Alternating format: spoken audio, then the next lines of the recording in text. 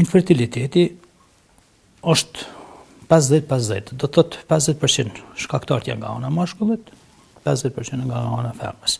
Mos të lojmë vetëm femrën fajtore. Ne si shoqëri pak kemi të prirë pak të ozojmë ose të çojmë problemin te dikush tjetër, ndoshta problemi është te dikush tjetër. Është për këtyre 2000 pacientëve, sa për këtyre kanë plotësuar kushtet që në të ardhmen mund të nënshtrohen procedurës së fertilizimit asistuar mjekësor në ÇKUK? Dëgjoni, po për aty 2000 pacientëve, ndoshta edhe shumica vetëm me stimulim trajtohen. Do të thotë rriten qelizat vezë dhe ngel shtazon pa procedurat e IVF-it. Mirë po, procedurat e IVF-it janë vetëm te ato paciente ku nuk mund në mënyrë me preparatet viditën ndonjë shtazani, mirë po duhet bëhet. Procedurat e IVF-it zgjasin, do të thonë disa javë. Nuk është procedurë që zgjat 2-3 ditë. Këto duhet ta kenë qartë edhe opinioni, por edhe pacient, por edhe mediat, se këtu ke pak probleme më të madh pse nuk ka deri tash për shembull sukses. Nuk ka sukses se stimulohet, ndoshta 2-3 herë një pacient, derisa stimulohet 2-3 shkojnë 2-3 muaj për një pacient, po flas se pritet cikli, do thotë mas 28 ditë vjen cikli tjetër, stimulohet, s'ka sukses vjen cikli tjetër, do thotë shkon 2-3 muaj te një pacient derisa trajtohet. Nëse shkon gjithçka me një stimulim, mirë, do thotë krijohet qelizat vezë, pastaj bëhet nxjerrja ose marrja e qelizave vezë nga brenda nga mjekët e repartit, tash po flas për procedurat e IVF-it. Merret qeliza 2-3 sa ka mundësi të merren qelizat mira, pastaj bëhet përgatitja edhe bëhet implantimi ose vendosja e spermatozoidëve apo mbarësimi i qelizës vezë në kushte të jashtme artificiale, domethënë laborator. Sa mban laborator pastaj?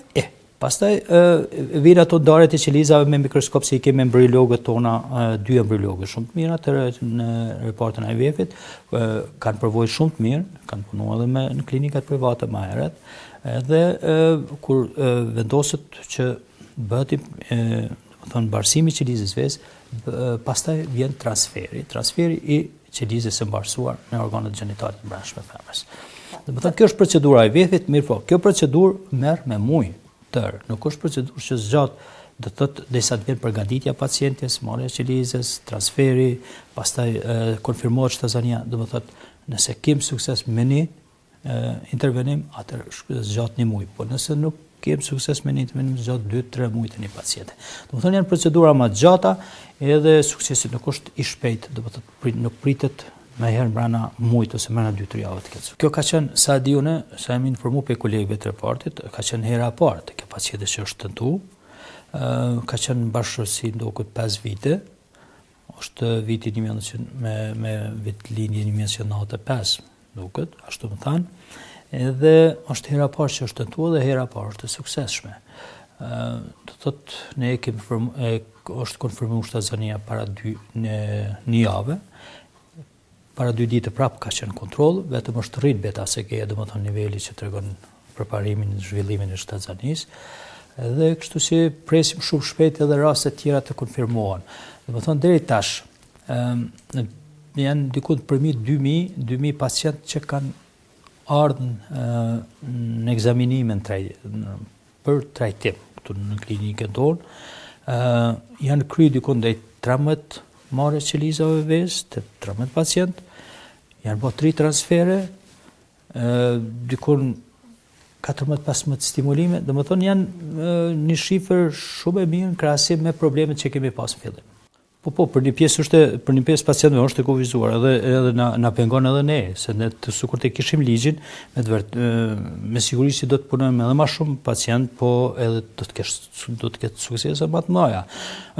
Ju e dini, 2 herë ka shkuar duket ligjin në parlament edhe s'është miratu. Shkaqet i dim, po shpresojmë se tash shumë shpejt do të procedohet prapë në parlament edhe do të miratohet, se është në interes të gjithë popullatës. Pse? Kjo është një shpresë e re tash për popullatën e IVF në Kosovë. Për herë të parë bëhet në institucione publike, do thotë që 26 vite na jemi pas luftës, për herë të parë 26 vite tash filloi me procedurat e IVF-it që në region, domethënë në region, ka shumë vende që nuk e kryen ende. Shqipëria është institucione përgatitur. publike.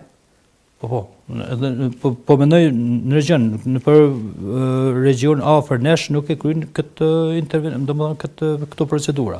Shqipëria, sa e di unë, ka fundi edhe ajo, domethënë ende në institucione publike nuk kryhet.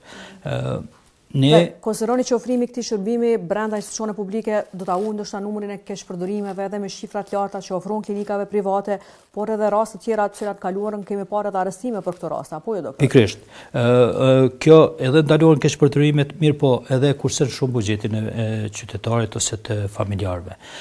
Kur e dim si ne seancë se vetëm një procedurë IVF-it në klinikat private shkon me 3.000-4.000 euro, nëse përsëritet 2-3 herë, atër do shkon edhe me 10.000 euro, po mendoj për një seancë, ose 2-3 derisa të shkon derisa të vjetit një shtatzani.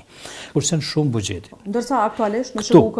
Në ÇKUK, 2 procedurat e para, domethënë 2 tendimet e para janë plotësisht falas. Procedura 3, 4, nëse ka nevojë, atër do shkon me një shumë minimale ose një kosto shumë të ulët, që është shumë edhe përballueshme në krahasim me institucione publike. A dihen këto shuma, janë përcaktuara tashmë të rregulluara sa është shuma? Jo, ndërkohë nuk kemi ende raste që kanë tentuar 3 herë, po është një farë udhëzimi administrativ diçka më duket, po nuk kam qartë, nuk e di, veç muj me spekulu me dhënë ndonjë shifër se nuk e di, po është shifër shumë më e vogël se sa në institucionet private. Mund ta them edhe këto. Në procedurat IVF-i, si shërbim i ri, në ginekologji, ose në institucione publike, mund të them si është e arritur ndoshta më e madhe shëndetësisë Kosovës mbas luftës. Derisht mund të them se s'kem shërbim tjetër më të mirë ose të rita që është më i avancuar dhe më i mirë, më i nevojshëm se sa IVF-i në Kosovë ose në institucionet publike po flas. Se kursen shumë, thash edhe një herë, buxhetin e familjarëve kursen shumë, me 1.000 euro kursen buxhetin e familjarëve. Megjithatë mund të themi dok që është gjithashtu fatkeqësi që IVF-i po nis në ÇKUK pa një lishtëri i cili do të mundsonte dhe do të shonte ndoshta edhe numrin e të tjerëve, të cilët do të mund ta merrnin dhe mungesë të votave të disa deputetëve, ende nuk kemi një lishtëri i cili rregullon në mënyrë thelbësore edhe çështjen e bankës së riprodhuesve qelizave, ruajtjen e embrioneve dhe e shton edhe numrin e grave të cilat janë të interesuara për ta marrë këtë procedurë, apo jo? Pikërisht, do të jetë kjo edhe thirrje edhe për deputet, të cilët marrin pjesë kuvent që është shumë e nevojshme një miratim i ligjit për shëndetin riprodhues Kosovë. E kemi shumë të nevojshme, kështu si unë nuk e di ata deputet ata për populli ka zgjedhur për mi kry çdo ligje dhe mi votu çdo ligje për nevojat e popullit. Edhe nëse një deputet nuk voton përbes këtë ligjin për IVF-in, tash do të shkon në parlament, atëherë unë nuk di pse rrin aty, ndoshta kur është nevojshme për popullatën, ajo është për popullin, domethënë deputeti është njëri i popullit, populli e ka votuar për të mirat e popullit edhe do të më votu. Po presim, gjithë po presim që ligji do të miratohet sa më shpejt.